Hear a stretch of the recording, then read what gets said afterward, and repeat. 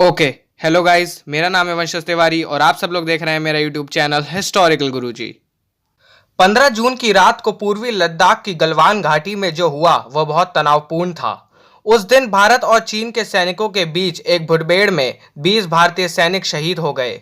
चीन के भी 43 सैनिकों के मारे जाने या गंभीर रूप से घायल होने की खबर आई है और इन सब खबरों के चलते माहौल अभी थोड़ा गंभीर बना हुआ है। भारत चीन के बीच ऐसा ही एक तनावपूर्ण माहौल 1962 में भी हुआ था। सीमा पर जो क्षेत्र विवादास्पद थे वह आज भी हैं। उस दौर में हिंदी चीनी भाई भाई जैसे नारे भी खूब गूंजा करते थे, लेकिन तभी चीन ने भारत पर आक्रमण कर दिया और 1962 का वो युद्ध आज तक रहस्य बना हुआ है। बीते 50 साल से आई रिपोर्टों और किताबों के जरिए 1962 के युद्ध को समझने में थोड़ी बहुत मदद जरूर मिलती है, लेकिन पक्के तरीके से नहीं कहा जा सकता कि चीन के हमले की वजह क्या थी।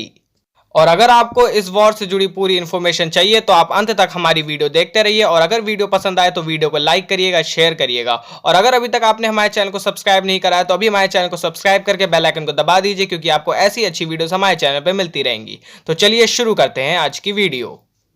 इतिहासकार रामचंद्र गुहा ने अपनी प्रसिद्ध किताब इंडिया आफ्टर गांधी में काफी विस्तार से उन परिस्थितियों का जिक्र किया है जिनके चलते पंडित जवाहरलाल नेहरू और तत्कालीन चीनी प्रधानमंत्री चाउ एन लाई की दोस्ती धीरे धीरे फीकी पड़ी और अंत में दोनों देशों में युद्ध उलझ गया।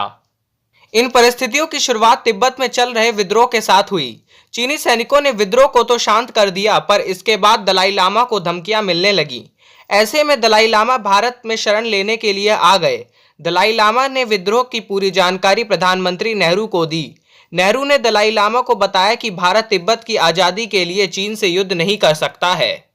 थोड़े समय में भारत सरकार को यह सूचना मिलने लगी कि चीन सीमा के नज़दीक बड़े पैमाने पर सड़क निर्माण कर रहा है। जुलाई 1958 में चीन के एक लोकल मैगजीन चाइना पिक्टोरियल में कुछ विवादास्पद नक्शे भी छापे गए थे। इन नक्शों में नेफा यानी आज का अरुणाचल प्रदेश और लद्दाख के बड़े इलाकों को चीन का हिस्सा दिखाया गया था। नक्शों में जिस तरह से भारत के इलाकों को चीन का हिस्सा दिखाया जा रहा था, तब नेहरू ने अपना विरोध दर्ज करते हुए लिखा कि जब 1956 में दोनों की मुलाकात हुई थी तो चीनी प्रधानमंत्री ने मैकमोहन लाइन को स्वीकार करते हुए मान्यता देने की बात कही थी। उन्होंने ये भी लिखा कि दोनों इस बात से सहमत थे कि आगे भारत और चीन में कोई भी सीमा विवाद नहीं होगा। बदले में भारत के प्रधानमंत्री को एक महीने के अंदर अंदर ही जवाब पत्र आ गया। जवाब में चाउ एन लाई ने कहा कि मैकमोहन लाइन अंग्रेजी हुकूमत की विरासत है जिसे चीन मान्यता कभी नहीं देगा। साथ ही उन्होंने यह भी लिखा कि भारत और चीन का सीमा विवाद कभी नहीं सुलझा था। दलाई लामा के भारत आने पर भारत और चीन के रिश्ते और भी बिगड़ने लगे। चीन ने आरोप लगाया कि भारत चीन संबंधों को बिगाड़ने की पहल भारत की ओर से जारी हो रही है। भारत चीन संबंध जिस तेजी से बिगड़ रहे थे, लगभग उसी गति से भारतीय जनता में भी चीन के प्रति माहौल बन रहा था। जनता में चीन के प्रति विद्रोह तेजी से बढ़ता ही जा रहा था और विपक्षी पार्टियों का भी दबाव बन रहा था। 1960 में नेहरू ने चाउ एन लाई को भारत आने का न्योता दिया। तब उनका बड़ी गर्मजोशी से स्वागत हुआ। जहां 1956 में उनकी भारत यात्रा के दौरान हिंदी चीनी भाई भाई जैसे नारे लगाए जा रहे थे, वहीं इस बार नारे बदलकर हिंदी चीनी बाय बाय हो चुका था। चाउ एन लाई की इस यात्रा के बाद भी भारत चीन सीमा विवाद जस का तस ही बना रहा। दोनों देश इस मुलाकात के बाद भी सहमति पर नहीं पहुंचे और आखिरकार युद्ध की शुरुआत 1962 में हो ही गई। चीनी सेना धीरे धीरे भारतीय सीमा के भीतर घुस गई।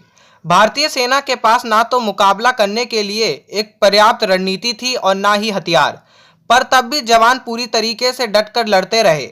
भारत धीरे धीरे कमजोर पड़ने लगा। ये सब देखते हुए भारत अमेरिकी मदद लेने की दिशा की ओर बढ़ने लगा।